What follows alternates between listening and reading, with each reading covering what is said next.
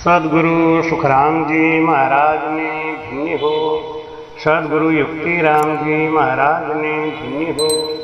सदगुरु स्वामी जी श्री कुशाल दास जी महाराज ने धन्य हो। आचार्य श्री रेण महाराज ने धन्य हो।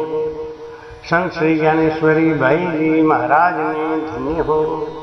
गुरुदेव आपके धिन धिन हो, महाराज आपके धिन धिन हो। करसी सोई भुगत सी प्राणी पुनर् पाप, सुन जो सब सुख राम कहें, कुण बेटो कुण बाप।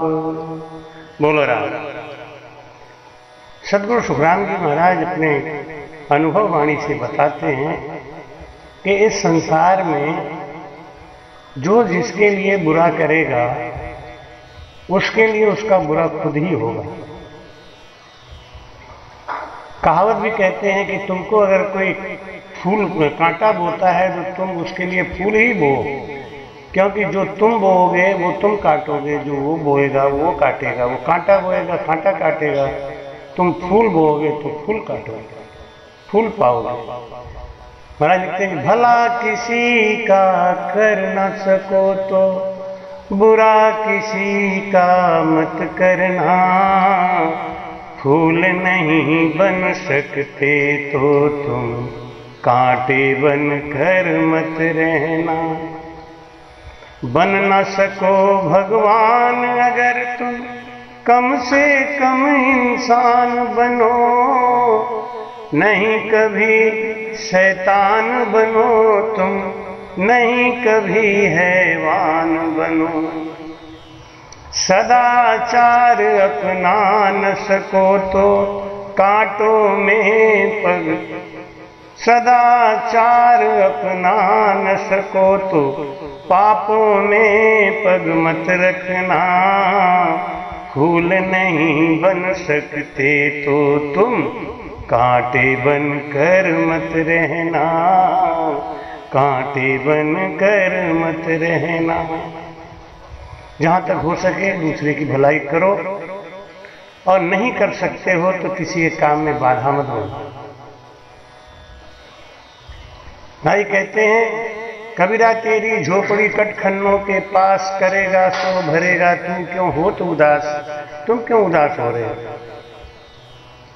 एक बार एक काजी कहीं जा रहा था, देखा रास्ते में एक लड़का सड़क पर गड्ढा खोद रहा है। काजी ने कहा, अरे ये राजमार्ग को नुकसान क्यों कर रहा है, ये राजमार्ग है, राजमार्ग में सड़क क्यों गड्ढा क्यों खोद रहा है तू। एक छोटा बच्चा 12-14 साल का बगल में खड़ा था, उसने कहा, काजी साहब आप चिंता मत करो, ये गड्ढा दूसरों के लिए नहीं खोद रहा है, ये अपने लिए गड्ढा खोद रहा है। इस गड्ढे में ये खुद ही गिरेगा, इसका पैर खुद ही टूटेगा, ये खुद मरेगा, आप चिंता मत करो। काजी ने देखा इतना छोटा बच्चा, इतनी ऊंची बात। काजी ने कहा, बेटा तेरे मम्मी पापा का नाम क्या है। वो बोला, मेरे मम्मी पापा का कोई नाम नहीं, क्योंकि वो इस शरीर में अब है नहीं। काजी ने कहा, तुम मेरे यहाँ नौकरी करोगे क्या। बच्चे ने कहा कि मुझे तो 2 वक्त का रोटी और 2 कपड़ा चाहिए, कहीं भी मिल जाए मैं काम कर लूंगा। काजी ने सोचा बहुत ज्ञानी लड़का है, इसको अपने साथ रखेंगे। काजी उसको अपने साथ ले आया, घर में रखा। एक बार बादशाह ने पूछा कि वो काजी, तुम राज का माल खाते हो, रुपया खाते हो, कुछ अकल है कि नहीं, ज्ञान है कि नहीं, इसकी तेरी परीक्षा हमको करनी पड़ेगी। तो एक बात बता कि वो ईश्वर कहाँ रहता है और ईश्वर खाता क्या है। काजी ने कहा कि मैं इस प्रश्न का उत्तर 3 दिन के बाद दूंगा। बादशाह ने कहा कि ठीक है, तो 3 दिन के बाद अगर इसका उत्तर लेके नहीं आया तो मैं तेरा सर कटवा दूंगा। काजी ने आके पूरा कुरान खोज लिया, पूरा कुरान खोज लिया, हर शास्त्र को खोज लिया, लेकिन इस प्रश्न का उत्तर कहीं नहीं मिला कि ईश्वर करता क्या है, ईश्वर खाता क्या है, ईश्वर रहता कहाँ है और ईश्वर खाता क्या है। इस 2 प्रश्न का उत्तर उसको नहीं मिली। बड़ा बेचैन था क्योंकि कल सुबह उसका सर कलम हो जाने वाला था, इसलिए वो बहुत बेचैन था। रात को नींद नहीं आ रही थी। उस बच्चे ने देखा, पूछा, काजी साहब क्या बात है, क्यों चिंता करते हो, किस चिंता में आपको नींद नहीं आ रही? अरे अगर चिंता हो तो किसी के साथ शेयर करो, बांट लो। चिंता को बांट देना चाहिए, दुख को शेयर करना चाहिए। काजी ने कहा, तू बच्चा छोटा है, इस बात को समझेगा नहीं। लड़के ने कहा कि किसी की औकात को उसकी उम्र से नहीं आंका जाता, किसी की अकल को उसके लंबाई और शरीर से नहीं नापा जाता। आप मुझे भेद बताइए, प्रश्न पूछिए, क्या बात है, क्या उलझन है आपके जीवन में? काजी ने कहा, बादशाह ने एक सवाल पूछा है कि ईश्वर रहता कहाँ है और ईश्वर खाता क्या है। इस प्रश्न का उत्तर मैं 3 दिन से सब शास्त्रों में खोज लिया, कहीं नहीं मिला। मेरा सर वो कलम करा देगा। बच्चा हंस के बोला, कल मुझे आप दरबार में ले चलना, क्योंकि अगर बादशाह ने कोई और सवाल पूछा तो आप फंस जाओगे। मैं आपको इन दोनों प्रश्नों का उत्तर बता देता हूं, लेकिन आप मुझे कल साथ लेके चलना। काजी ने कहा, हाँ बोलो। कि ईश्वर रहता है अपने भक्तों के हृदय में, दिल में, और ईश्वर खाता है अपने भक्तों का अहंकार। काजी ने खुश होकर उस बच्चे को अपने गले से लगा लिया और अपने निर्णय पे बड़ा फक्र करने लगा कि मैंने बहुत सही निर्णय लिया, इस बच्चे को अपने पास ला के रखा। सवेरे जल्दी काजी पहुंच गया बादशाह के दरबार में और बोला, बादशाह मैं बताता हूं ईश्वर खाता क्या है और ईश्वर रहता कहाँ है। बादशाह ने पूछा, बताओ जल्दी। काजी ने कहा, भक्तों के हृदय में ईश्वर का वास है और भक्तों का अहंकार ईश्वर का भोजन है। बादशाह बड़ा खुश हुआ। बादशाह ने कहा, तो काजी अब लगे हाथ, एक प्रश्न का उत्तर और दे दो कि ईश्वर खाता क्या है। अब काजी के समझ में नहीं है, क्योंकि उधार का धन से कोई राजा नहीं बनता और उधार के ज्ञान से कोई वक्ता ज्ञानी नहीं बनता। बादशाह को काजी ने कहा, मुझे 2 मिनट का मौका दीजिए, मैं भी बाहर से आता हूं। काजी ने जाके उस काजी को पूछा, उस लड़के को, कि बेटा बादशाह ने तीसरा सवाल और पूछा है कि ईश्वर करता क्या है। काजी बोला, आप ये घोड़े का लगाम पकड़ो, मैं अभी बता के आता हूं। जाके वो काजी के कुर्सी में बैठ गया, बादशाह से बोला कि पूछो बादशाह, क्या प्रश्न है आपका। बादशाह ने कहा कि तुम कौन हो। लड़का बोला, आपको प्रश्न के उत्तर से मतलब है, तो बताओ ईश्वर करता क्या है। लड़का हंस के बोला, काजी को पाजी और पाजी को काजी। मैं कुछ देर पहले घोड़े का लगाम पकड़ के बाहर खड़ा हुआ था, पाजी की नौकरी कर रहा था और काजी आपका यहां बैठा हुआ था। अभी एक समय ऐसा आ गया कि मैं काजी के कुर्सी पर बैठा हूं और तुम्हारा काजी घोड़े का लगाम पकड़ के पाजी की नौकरी कर रहा है। बादशाह बड़ा खुश हुआ और कहा, बिल्कुल सही उत्तर दिया तुमने। सोने चांदी हीरे जवाहरात से उसका खूब झोली भर दिया। वो लड़का खुशी खुशी आया। काजी ने देखा कि इतना इनाम तो आज तक मुझे राजा कभी नहीं दिया, राजा ने इसको आज इतना इनाम दिया है, कल ऐसा ना हो तो मेरी गद्दी दे दे इसको। इसलिए काजी के मन में बुरा विचार आया और उस लड़के को जान से मारने की योजना बनाई। अनपढ़ था वो लड़का, उसको एक कागज लिख के दिया कि बेटा तू जा गली में कसाई की दुकान पे ये कागज दे के आना। चिट्ठी में लिखा, ये कसाई इस पत्रवाहक लड़के को देखते ही इसके 7 टुकड़े करके अपने घर में दफन कर देना। लड़का वो चिट्ठी लेके जा रहा था। काजी का लड़का बच्चों के संग गिल्ली डंडा का खेल कर रहा था। तो जब तक उसको खेलना था खिलाया, अब उसको दौड़ने का नंबर आया, उसको दाव देने का नंबर आया। तो उसी समय उसकी निगाह उस बच्चे पे गई जो तेजी तेजी से चिट्ठी लेके जा रहा था। उसने कहा, ओ मेरे नौकर, ओ मेरे पाजी, इधर आ, तू मेरा नौकर है, तुझे मेरी आज्ञा का पालन करना चाहिए। उसने कहा कि मैं आपके पिता की आज्ञा का पालन करके अभी लौटता हूँ, फिर आपकी आज्ञा का पालन करूंगा। बच्चे ने कहा, नहीं, पिता की जो आज्ञा है मुझे सुनाओ, मैं करता हूँ, लेकिन तुम मेरी जगह ये दाव दो। लड़के ने कहा, ये चिट्ठी लेके मुझे जाना है उस दुकान पर। लड़के ने कहा, मुझे चिट्ठी दो, मैं चिट्ठी लेके आता हूँ, जब तक तुम मेरा दाव दे दो।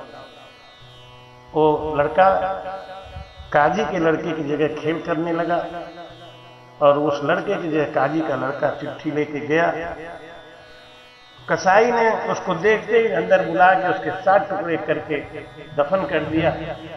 शाम को वो पाजी जब घर को गया तो उसको देखते ही काजी भड़क गया। उसने कहा, मैंने तुमको चिट्ठी दिया था वहां दे के आने के लिए, वहां दिया ही नहीं क्या? कि काजी साहब आप नाराज मत हो, मैं चिट्ठी लेके जा रहा था, लेकिन रास्ते में आपके लड़के ने वो चिट्ठी छीन ली, मेरी जगह वो आपका लड़का चला गया। काजी सर पकड़ के बैठ गया। पाजी ने पूछा, क्या हुआ काजी? काजी ने कहा कि तुमने एक बात सही कही थी कि जो दूसरे के लिए गड्ढा खोदता है उस गड्ढे में वो खुद ही गिरता है। तेरी बात का प्रमाण मुझे मिल गया। तेरे लिए मैंने गड्ढा खोदना चाहा, लेकिन मुद्दई लाख बुरा चाहे तो क्या होता है, वही होता है जो मंजूर खुदा होता है। भगवान जो करते हैं, ईश्वर जो करते हैं, वही होता है, उनकी इच्छा सर्वोपरि है। मैंने तेरे लिए गड्ढा खोदना चाहा, लेकिन वो गड्ढा मेरे लिए ही बहुत बड़ा कुआं साबित हुआ। मेरा इकलौता बेटा चला गया, सर पर चढ़ के बैठ गया। ये कथा अपने उपदेश के अंग में, सदगुरु सुखराम जी महाराज जी की वाणी जी के अंग में, उपदेश के अंग में आती है, जिसमें महाराज जी उपदेश देते हैं कि किसी के संग अपनी तरफ से बुरा मत करो। वो तुम्हारा अगर बुरा करता है उसका न्याय परमात्मा पे छोड़ दो, क्योंकि अगर इंसान सजा देता है तो कोई छोटी सजा देता है, लेकिन जब भगवान सजा देता है तो जड़मूल से उसका नाश कर देता है। संत सताया संत दास, ताको रहा ना वंश, 3 घर जाकर देख लो रावण कौरव कंस। संत के संग गद्दारी करने वाला, संत के संग धोखा करने वाला जड़मूल से चला जाता है। पांडव संत स्वभाव के थे, कौरवों ने उनसे दुश्मनी करी और उनका अंश वंश नाश हो गया। संतोष करने से हमारी कामनाएं शांत होती हैं, हमारा कार्य सिद्ध होता है। दूसरा, पश्चाताप के अग्नि में जलते जलते प्राण दे देता है।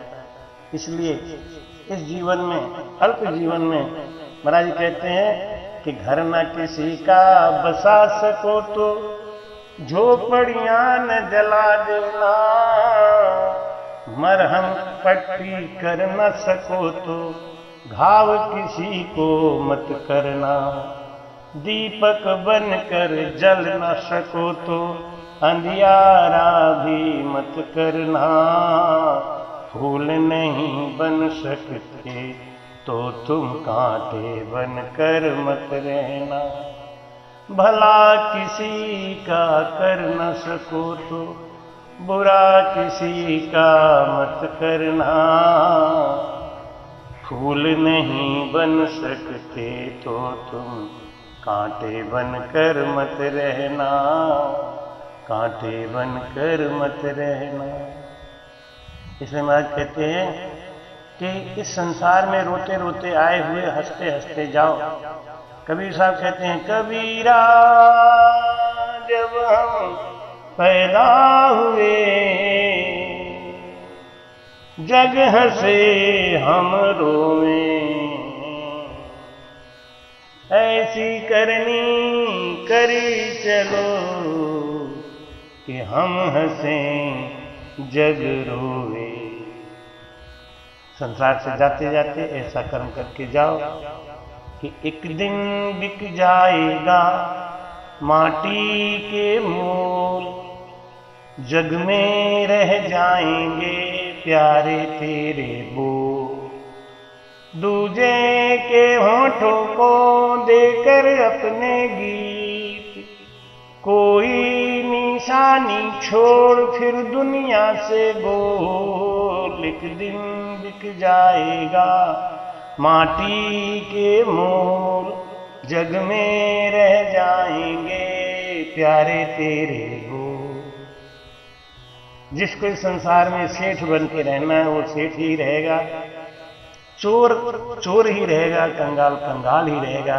दूसरे का धन हड़प लेने से, दूसरे की माया हड़प लेने से कोई भी आज तक सेठ नहीं बना, साहूकार नहीं बना। इसलिए इस संसार में संतोषी सदा सुखी, बिन संतोष न काम न साही, काम अक्षत सुख सपने नाही। सुख चाहते हो संतोष करो, क्योंकि आती माया आने दे मत दे आड़ा हाथ, जाती माया जाने दे परमारथ के काज। दूसरा बुरा करता है उसके लिए बुरा ही होगा, ये सत्य है। आप अच्छा करिए, आपकी अच्छा ही होगा। सद्गुरु सुखराम जी महाराज ने